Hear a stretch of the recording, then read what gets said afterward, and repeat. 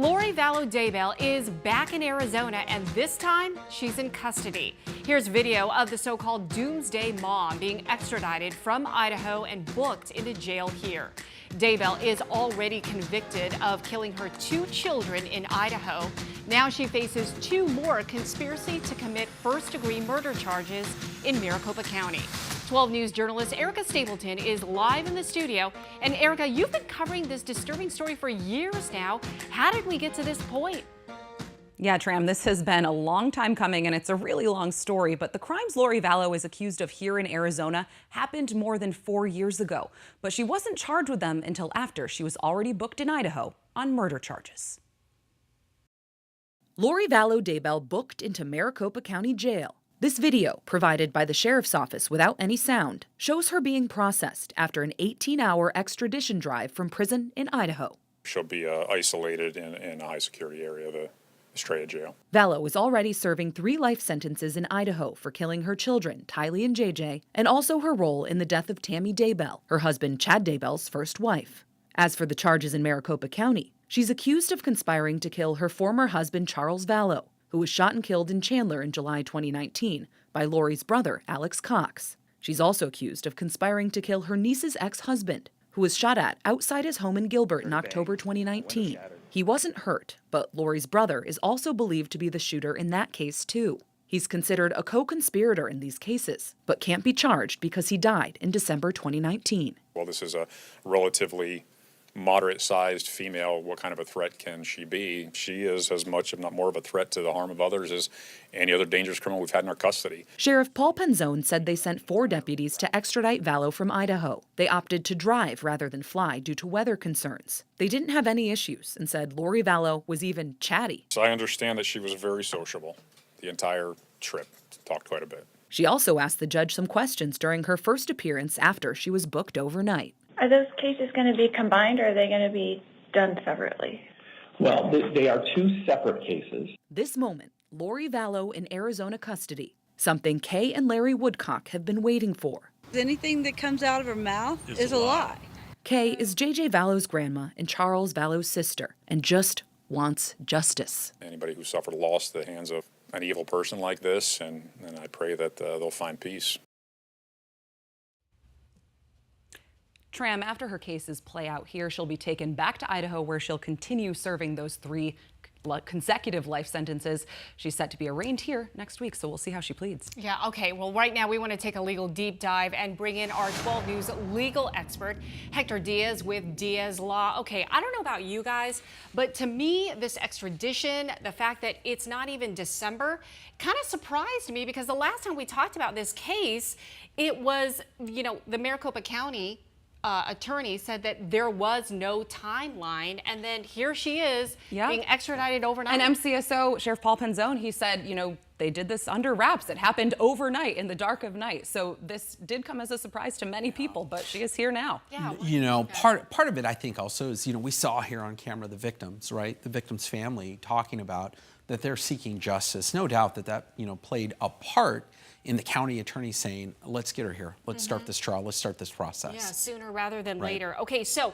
let's talk about what is the point of this case? Because like you had said before, she's already serving 3 consecutive life sentences in Idaho. I mean, she's likely going to just spend the rest of her life there. Why even bother with this case here in Arizona? Arizona has some of the most strict in terms of really supporting victims' rights. And this is something I know that the county here takes very seriously.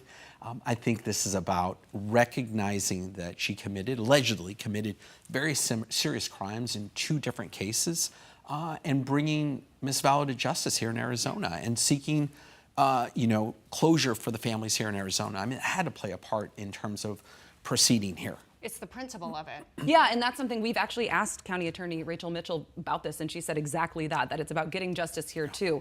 It's, additional crimes on top of those in Idaho, and she is serving her sentence there, but they really want to get justice here too. It's not enough just to do it in Idaho. And let's not forget, her lawyers back in Idaho, they're still trying to appeal this case. Absolutely. Yeah, they've raised just a litany of different arguments, and the most interesting of the argument is that she stayed, I think, 10 months in a mental hospital while in Idaho and then was released and had her trial.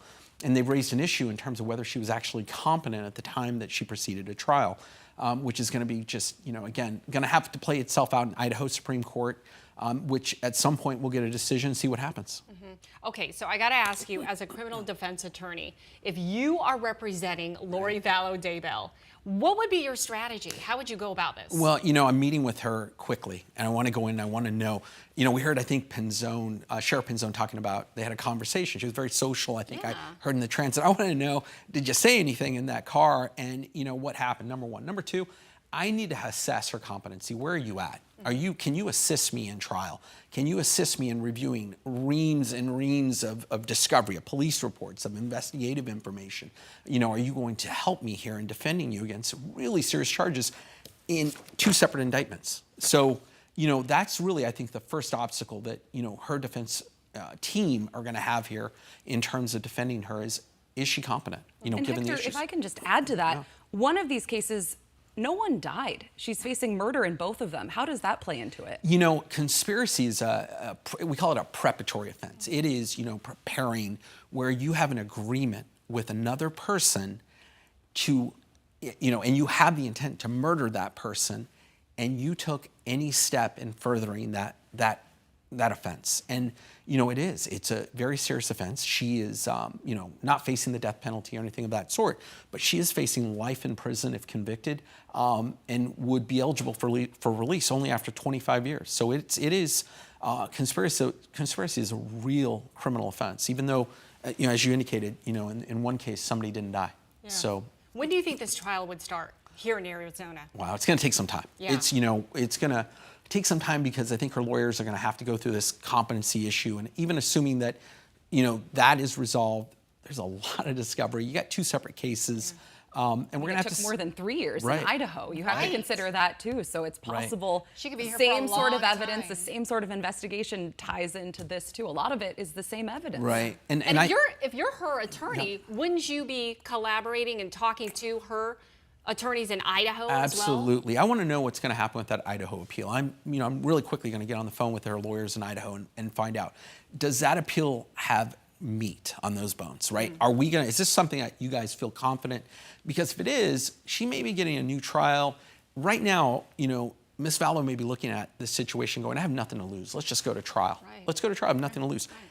She gets a new trial, and maybe now she's offered a plea offer in Idaho that reduces some prison sentence, and now maybe her perception here in terms of, again, the county has to extend her an offer, and who knows, right? Who knows? But it might change her strategy. Right. But, I am going to let the temperature come down on this case a bit. I'm going to try to get myself as much time.